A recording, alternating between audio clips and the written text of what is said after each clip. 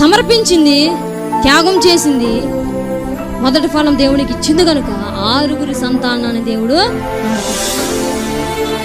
అలాగనే మన జీవితాల గొప్ప మేలు పొందుకోవాలి. దేవుని దగ్గర ఏదో మనం మిస్టేక్లు చేస్తూ ఉంటాం. దశంభాగాల్లో కావచ్చు, కానుకల్లో కావచ్చు, దేవుని పరిచర్యలో వాడబడకుండా ఉండటం కావచ్చు, దేవుని పరిచర్య చేయకుండా ఉండడం కావచ్చు, విశ్వాసం బలపరచడానికి పోయి నువ్వు వేస్ట్గా నేను ఒక్కదాన్ని వెళ్ళాను, బ్యాగ్ తగిలించుకుని బైబిల్ తీసుకుని వెళ్ళాను, నేను ఒంటరిగా వెళ్ళొద్దాం అని చెప్పి నువ్వు అనుకున్నావు అనుకో, రేపొద్దున తీర్పులో మనం కూడా మనకిచ్చిన తలాంతులు దేవుడి కొరకు కష్టపెట్టాలి, సమర్పించుకోవాలి. అహరోను మోషేకి సమర్పించుకున్నాడు. అహరోను ఎవరో తెలుసా? తన తమ్ముడు అవుతాడు మోషే. అహరోను అన్న అవుతాడు. నేను పెద్దవాణ్ణి కదా, నా తమ్ముడు నాతో చెప్పేదేంటి అని అహరోను రెక్లెస్ సమాధానం చెప్పలా. మోషే చెప్పిన ప్రతి మాట విన్నాడు అహరోను. తన కర్ర ఏమవుతుంది? చిగురించింది. హల్లెలూయా చెప్పండి గట్టిగా, హల్లెలూయా. తన జీవితాన్ని